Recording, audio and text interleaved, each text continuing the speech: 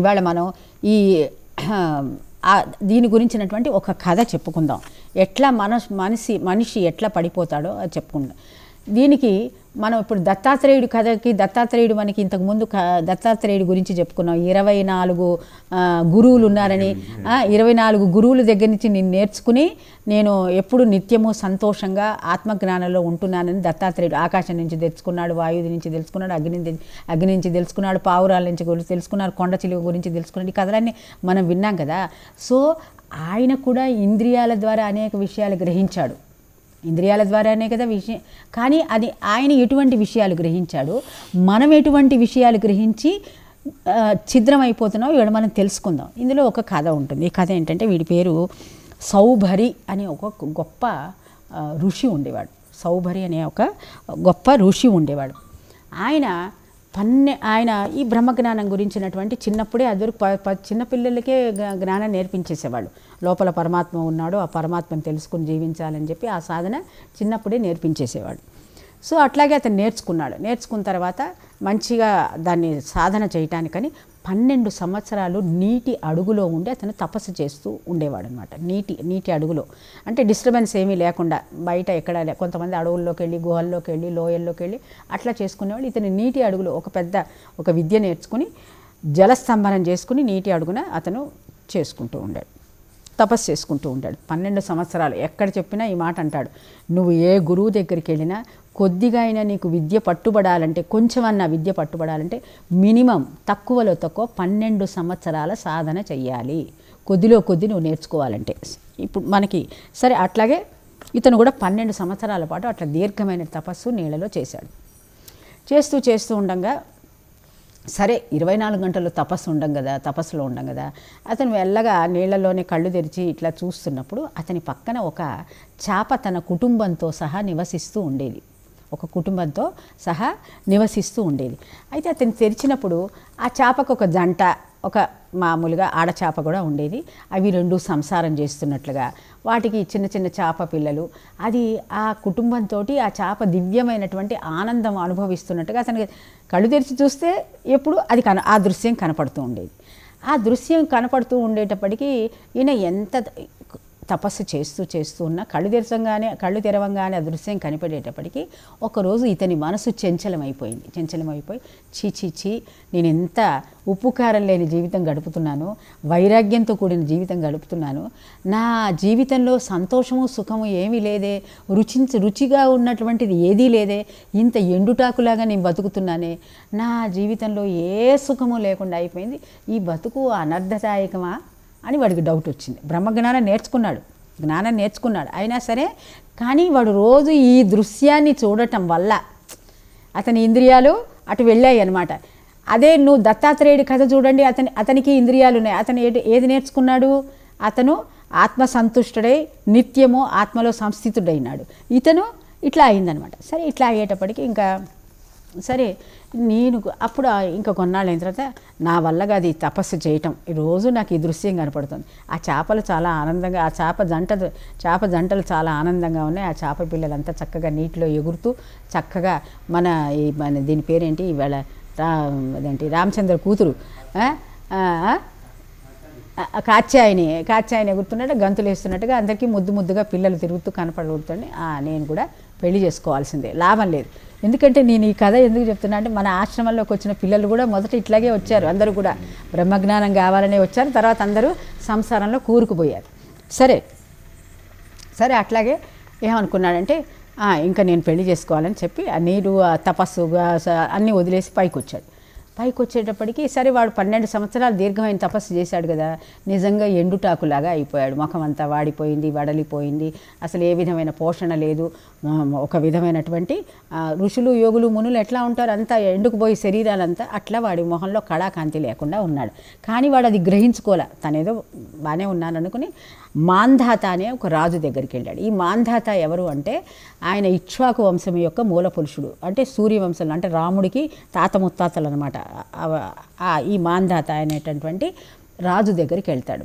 ఈ ఋషులు యోగులని అదివరకు ఏంటంటే రాజులు చాలా గొప్పగా వాళ్ళని సన్మానించి వాళ్ళు ఏం కోరితే అది ఇచ్చేసేవాళ్ళు. ఎందుకంటే వాళ్ళ దగ్గర అంత తపశ్శక్తికి చూసి అదివరకు భయపడేవాళ్ళు. తపోశక్తి చూసి అదివరకు భయపడేవాళ్ళు. సో ఇతను మాంధాతకి ఏంటి, ఆయన ఇక్ష్వాకు వంశంలో గొప్ప రాజు. అతనికి 3 కుమారులు, 50 మంది ఆడ కుమార్తెలు ఉండేవాళ్ళు. ఈ 50 మంది కుమార్తెలు కూడా చాలా అందగత్తెలు. అందరూ చక్కగా అప్పుడే ప్రౌఢం కాదు, యవ్వన ప్రాయంలోకి వస్తున్నటువంటి పిల్లలందరూ కూడా. సరే 3 కుమారులు, అందులో ఒకడు అంబరీషుడు కథ మనం అంబరీషుడు కథ వల్లే మన దత్తాత్రేయుడు సంగతి, అంబరీషుడు శాపమే దత్తాత్రేయుడుగా విష్ణుమూర్తి తీసుకుని దత్తాత్రేయుడుగా అవతరిస్తాడు. అది తర్వాత ఆ కథ ఇప్పుడు వద్దు. ఈ సౌరభుడైన వీడి పేరు నిన్న సౌభరి కథ. సరే వీడి మాంధాత దగ్గరికి వెళ్ళి, అయ్యా నీకు 50 మంది కుమార్తెలు ఉన్నారని విన్నాను, నీ కుమార్తెల్లో ఎవరో ఒకళ్ళనిచ్చి నాకు పెళ్లి చేయవయ్యా అని అడుగుతాడు. అడిగేటప్పటికి ఈ రాజుకి పచ్చి వెలక్కాయ గొంతులో పడ్డట్టు అయింది. మింగలేడు, కక్కలేడు. ఇదో మహారుషి, నా పిల్లని ఇవ్వనంటే వీడు ఎక్కడ శాపం పెడతాడో అని వాడికి భయం వేసింది. ఎందుకు రాజకుమార్తెలాయే, మరి రాజకుమార్తెల్ని ఇట్లాంటి వాడికి డబ్బు దశకం లేని వాడికి ఇచ్చి చేయాలంటే వెనకకి వెళ్ళిపోతారు కదా. రాజకుమార్తెలు అంటే మంచి భోగాలలో పుట్టి పెరిగినటువంటి వాళ్ళు, పైగా అందగత్తెలు. సరే అయ్యేటప్పటికి ఆయన ఏమన్నాడంటే, కాస్త అడ్డుకట్ట వేయటానికి, కొద్దిగా గాలికి అడ్డం వేయటానికి ఏమన్నాడంటే, అయ్యా మా దగ్గర ఒక నియమం ఉంది, మా దగ్గర ఉన్నటువంటి ఆడపిల్లలు తనంతట తాను వరించి ఎవరినన్నా వీడంటే నాకు ఇష్టం అంటే వాడికి ఇచ్చి చేస్తాం. సపోజ్ అమ్మాయి నాకు ఇష్టం లేదంటే పెళ్లి చేయడానికి వీల్లేదు, ఐఎమ్ వెరీ సారీ అని చెప్పాడు. అట్లాగా, సరేలే నేను వెళ్ళి మీ పిల్లల్ని నేను కనుక్కుంటాను, వాళ్ళు నీ నియమం ప్రకారమే వాళ్ళు నన్ను ఒప్పుకుంటేనే పెళ్లి చేసుకుంటాను, లేకపోతే లేదని అంటాడు వీడికి రాజుగారికి తప్పని పరిస్థితి అయిపోయింది. ఎట్లా మరి, ఈయనేమో పెద్ద ఋషాయే, యోగి, అందుకని చెప్పి సరే మా భటులను పిలిచి వీడిని అంతఃపురంలోకి తీసుకెళ్ళమని అంటాడు. సరే ఆ భటులు అంతఃపురంలోకి తీసుకెళ్ళమని చెప్పి కుమార్తెలకి కబురు పెడతాడు, ఇట్లా మిమ్మల్ని చూడటానికి ఒక వరుడు వస్తున్నాడు, మీ ఇష్టం ఉంటే కనుక ఎవరైనా అతన్ని వివాహం ఆడవచ్చు అని చెప్తాడు. సరే ఈ లోపల వీడు సౌభరి ఏం చేస్తాడంటే, ఇతనికి మంచి తపోశక్తి ఉంది కాబట్టి, ఇప్పుడు తపశ్శక్తి వచ్చినప్పుడు మనం ఏం చేస్తాము, ఇదంతా కూడా మనకి అష్టసిద్ధులు మన వశంలోకి వస్తాయి. ఆ అష్టసిద్ధులని మన కోసం కూడా కావాలంటే వాడుకోవచ్చు, కానీ అది వాడుకోవటం వల్ల పతనం జరుగుతుందనేటటువంటి స్పృహ మనకి తెలియదు. అంటే కొంత తపోశక్తి తగ్గిపోతుంది, అది వాడుకోవటం వల్ల మనకి కొంత తపోశక్తి తగ్గిపోతుంది. సరే ఈ సౌభరి ఏం చేస్తాడంటే, చక్కటి అందమైన యువకుడుగా రూపాంతరం చెందుతాడు. చాలా మంచిగా అన్ని ఆభూషణాలు వేసుకుంటాడు, మంచి గంధాలు పూసుకుంటాడు, నగలు వేసుకుంటాడు, ఒక మంచి రాజకుమారుడిలాగా ఒక అందంగా తయారై ఈ అంతఃపురంలోకి వెళ్తాడు. అంతఃపురంలోకి వెళ్ళి 50 మంది ఆడపిల్లల్ని తీసుకొచ్చి, మరి ఎవరో ఒకళ్ళని వరించాలి కదా, ఎవరో ఒకళ్ళు వీడిని ఇష్టపడతాడేమో అని చూడటానికి 50 మంది తీసుకొచ్చి అక్కడ నిలబెడతారు ఆడపిల్లలందరినీ. ఈ ఆడపిల్లలందరికీ కూడా వీడిని చూసేటప్పటికి అందరూ మేము రెడీ, వీడిని చేసుకుంటామంటారు. ఎందుకంటే వాడు చాలా మన్మధుడిలాగా ఉన్నాడు, మంచి అందగాడిలాగా ఉన్న మేకప్లో ఉన్నాడు. సో మేకప్ ఉంటే చాలు కదా మనకి మనిషి యొక్క స్వభావం కానీ వాడు మంచివాడా కాదా అదంతా మనకు అనవసరం. అదే మామూలు పెళ్ళిళ్ళలో కూడా పెళ్లి కూతురు పెళ్లి కొడుకు పిల్ల బాగుందా అని పెళ్లి కొడుకు చూసుకుంటాడు, అట్లాగే పిల్లాడు బాగుందా అని పెళ్లి కూతురు చూసుకుంటుంది. ఈ వంశం మంచిదా, క్యారెక్టర్ మంచిదా, డబ్బులు ఉన్నాయా, ఆస్తులు పాస్తులు ఇవన్నీ ముసలాడు చూస్తారు. ఇప్పుడు ముసలాళ్ళ ప్రమేయం లేదు కాబట్టి ఓన్లీ ఆ రూపం చూసి పెళ్లి చేసుకుని మర్నాడు నుంచి ఎందుకంటే గుణాలు బయటపడంగానే ఒకళ్ళని చూస్తే ఒకళ్ళకి నచ్చక విడిపోతున్నారు. అదొరికేంటి, రూపానికి ప్రాముఖ్యత కొద్దిగా ఇచ్చినా మిగతా అంతా సాంప్రదాయం, వాళ్ళకు ఆస్తిపాస్తులు, వాడు కుర్రవాడి క్యారెక్టర్ ఇవన్నీ చూసి వాడు ఎంత అందగాడైనా వాడికి తాగుబోతో తిరుగుబోతో అయితే వాడికి ఇచ్చి చేసేవాళ్ళు కాదు. ఇప్పుడు అట్లా లేదు, తాగుబోతు తిరుగుబోతులనే ఆడపిల్లలు పెళ్లి చేసుకుంటున్నారు, మిగతా వాళ్ళంటే ఇష్టపడట్లేదు. సరే అట్లాగే ఆ సౌభరి కథ కూడా అట్లాగే. సరే వీడు అందంగా డ్రెస్ వేసుకుని చక్కగా లోపలికి వెళ్ళేటప్పటికి 50 మంది కన్యలు వీడిని మేము పెళ్లి చేసుకుంటామని అన్నారు. సరే అదేమిటి, రాజుగారు ఆశ్చర్యపోతాడు, ఇదేమిటి ఇట్లా ఇంత విచిత్రంగా జరిగింది అని చెప్పి వీడు వెంటనే సౌభరి వెనక్కి వచ్చి, రాజా నీ కుమార్తెలందరూ నన్ను పెళ్లి చేసుకోవడానికి ఇష్టపడ్డారని అన్నాడు. ఇంకా రాజుగారికి గత్యంతరం లేకపోయింది, ఇచ్చిన వాగ్దానం వెనక్కి తీసుకోవటానికి వీలేదు, కుమార్తెలందరూ వాడిని చేసుకుంటామని అంటున్నారు. సో 50 మందిని ఇచ్చి ఈడికొక్కడికి పెళ్లి చేసేసాడు. పెళ్లి చేసేటప్పటికి ఇంకా వీడేం చేశాడు, ఇక సరే మరి ఇప్పుడు మరి సంసారం చేయాలి కదా వెంటనే. అందుకని ఏం చేశాడు, వీడు విశ్వకర్మని పిలిపిస్తాడు. విశ్వకర్మ అని అంటే ఒక రాక్షస అతను, అంటే పెద్ద పెద్ద భవనాల ఆర్కిటెక్ట్, దేవశిల్పి వీడు. ఇంకొకడు ఉన్నాడు, రాక్షసులకు కూడా ఒక శిల్పి ఉంటాడు, వాడి పేరు ఏదో మయుడు కాదు, ఇది విశ్వకర్మ దేవతల యొక్క శిల్పి. ఇతను ఆర్కిటెక్ట్ అనమాట, అంటే సివిల్ ఇంజనీర్. ఎంతటి భవనాలన్నీ సుందరంగా తీర్చిదిద్దటంలో ఇతను చాలా సిద్ధహస్తుడు. అతన్ని పిలిపించి 50 భవనాలు రెడీ చేసాయి, నేను 50 మంది ఇంతమందిని పెళ్లి చేసుకున్నాను కాబట్టి ఎవరికి వాళ్ళకి పెద్ద భవనం ఉండాల్సిందే అని చెప్పి ఒక 50 భవనాల నిర్మాణం జరిగిపోతుంది. 50 భవనాల నిర్మాణం చేసిన తర్వాత అందులో చక్కగా మంచిగా అన్ని రకాలైనటువంటి సౌకర్యాలు అనమాట. ఆ సౌకర్యాల పేరేంటి, నందనం. ఆ నందనం అనేటటువంటి ఇప్పుడు చూడు ఇంటీరియర్ డెకరేషన్ అంటారు, ఇప్పుడు మనం ఇప్పుడు ఉన్నటువంటి లోపల ఈ నందనం అనేటటువంటి డెకరేషన్ ఉండేదిట ఇళ్లల్లో. అది ఉంటే కనుక అంటే అసలు ఎక్కడ అన్ని సౌఖ్యాలు సర్వ సౌఖ్యాలు ఉంటాయి అన్నమాట ఇంట్లో. ఎక్కడ ఏది కావాలంటే అది అక్కడ దొరుకుతూ ఉంటుంది. సుఖ సంపదలతోటి ఇల్లంతా కూడా నిండిపోయి ఉంటుందన్నమాట. వాస్తుశాస్త్రం, శిల్పి శాస్త్రం అన్నీ ఉంటాయి ఇంట్లో, అంతా సలక్షణంగా ఉంటుంది ఇల్లు. సరే ఈ 50 మంది ఆడపిల్లల్ని 50 భవనాల్లో పెట్టి వీడు 50 మందితోటి అనేక రోజులు, అనేక సంవత్సరాలు, అనేక సౌఖ్యాలు అనుభవిస్తాడు. అనేక సౌఖ్యాలు అనుభవించేటప్పటికి ఏంటంటే తామర తంపరగా అంటే కొన్ని వందల మంది పిల్లలు పుట్టుకొస్తారు వీడికి. సరే పిల్లలు సంతానం అంతా 2 పిల్లలు ఉన్నవాళ్ళు, 1 పిల్లడు ఉన్నాడు, ఇట్లా రకరకాలుగా పిల్లలు పుట్టడం మొదలుపెట్టారు.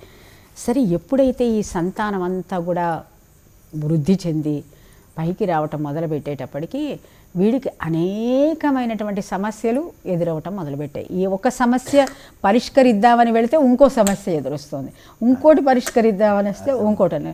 కొంతమంది పిల్లలు ఏడ్చేవాళ్ళు, ఇంకా అసలు రకరకాలైనటువంటి ఈతి బాధలు అనమాట. ఆ పిల్లల్ని చూస్తే ఇంకా వీడికి ఒక నరకం గుర్తుకొచ్చేది అనమాట. ఆ స్వర్గ సౌఖ్యం అంతా పోయి ఒక విధమైనటువంటి ఏమిటి నేను స్వర్గం అనుకున్నది ఇట్లా నరకంగా ఎట్లా మారిపోయింది అంటే, అసలు ఆ నరకం ఏంటంటే చెప్పలేనటువంటి నరకం అనమాట. భార్యలు ఒక పక్కన పీకుతూ ఉంటారు, పిల్లలు ఒక పక్క నుంచి పీకుతూ ఉంటారు, కావలసిన అవసరాలు పెరిగిపోతున్నాయి, కొంతమందికి వ్యాధులు వస్తాయి, కొంతమంది కుంటి వాళ్ళలాగా మారిపోతారు, కొంతమంది ఇట్లా రథాలు తోలుతూ కొంతమంది వెళ్తారు, అడవికి వెళ్ళిన పిల్లలు కొంతమంది అక్కడ తస్కరింపబడతారు, దొంగల చేత ఇట్లా అసలు అంటే ఆ పిల్లల్ని కంట్రోల్ చేయలేకపోతాడు అనమాట, వీడి వల్ల కాలేదు.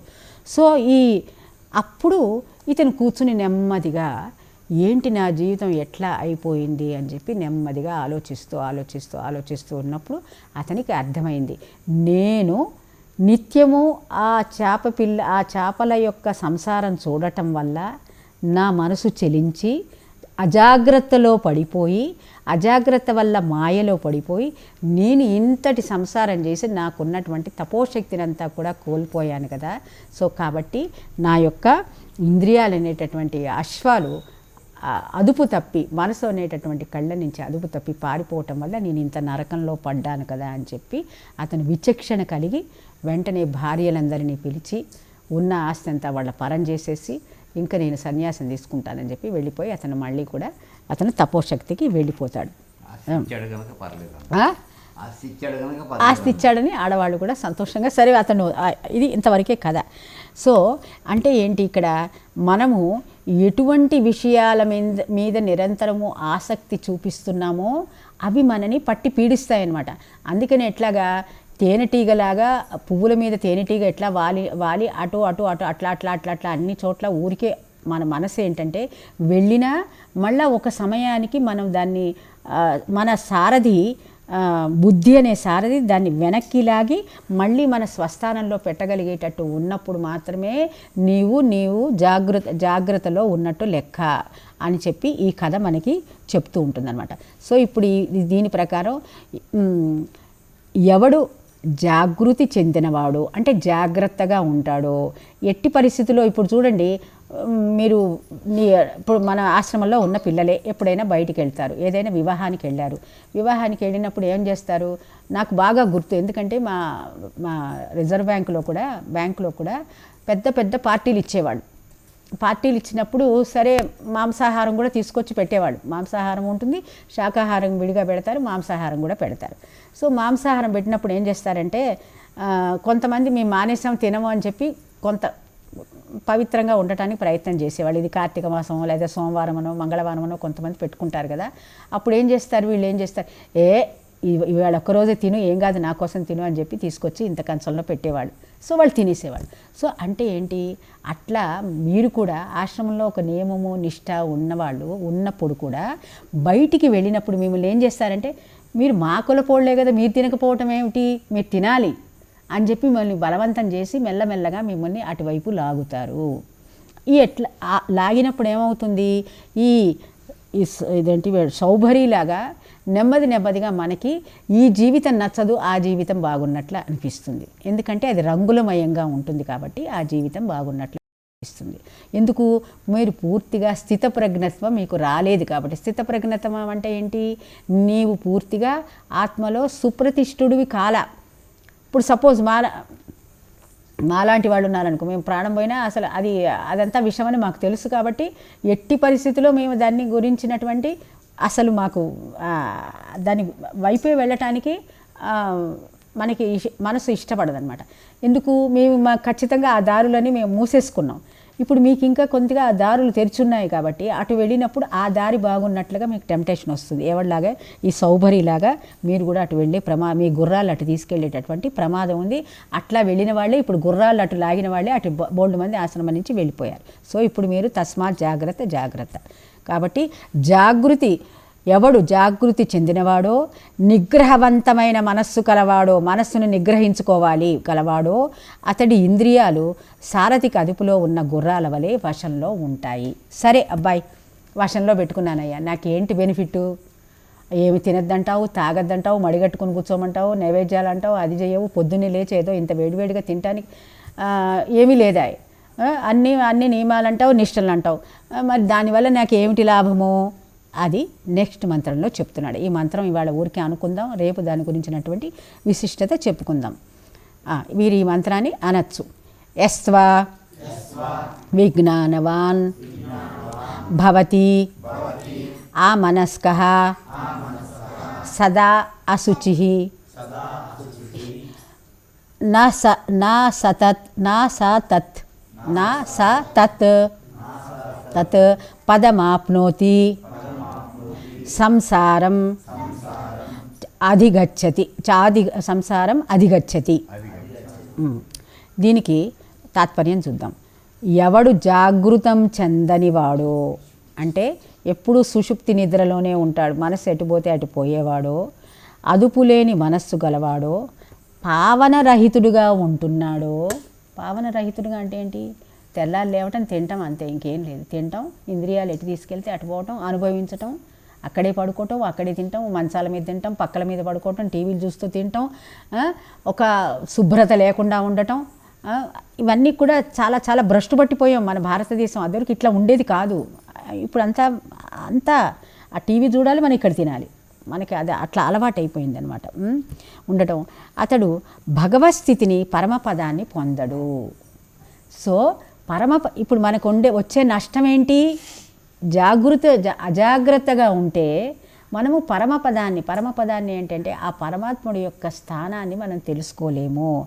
పరమపదాన్ని పొందడు, ప్రాపంచికతలో నశించిపోతాడు. ప్రపంచం అనేటటువంటి కీకారణ్యంలో, సంసారం అనేటటువంటి ఒక పెద్ద మాయలో పడిపోయి ఒక దయ్యపు చేతిలో ఇరుక్కున్నటువంటి ప్రాణిలాగా వెళ్ళిపోయి అతను నశించిపోతాడంటే అనేక రకాలైనటువంటి మళ్ళీ కీటక జంతు యోనుల్లో పడిపోయి రాళ్ళు రప్పలుగా ఉండిపోయి చేసిన పాపాలు భయంకరమైనటువంటి పాషాణ వృత్తిలో ఉన్నటువంటి పాపాలు ఎన్నో చేస్తే అట్లా రాళ్ళు రప్పలుగా కూడా ఉండిపోతాయి అన్నమాట. మన శ్రీపాద శ్రీవల్లభ చరితామృతం చదువుకుంటే రాళ్ళు రప్పలు కూడా ఎంతగా దుఃఖిస్తాయో ఆ జీవనాన్ని వదిలించుకోవటానికి మనకు తెలుస్తుంది. అటువంటి స్థితిలోకి వెళ్ళిపోయి మనము పరమపదాన్ని ఎప్పటికీ పొందలేకుండా ఉండేటటువంటి నష్టాన్ని మనం పొందుతామని చెప్తున్నాం. ఇంకా దీని గురించినటువంటి వివరణ నెక్స్ట్ దాంట్లో చెప్పుకుందాం. ఇవాళకి ఇక్కడికి ముగిద్దాం.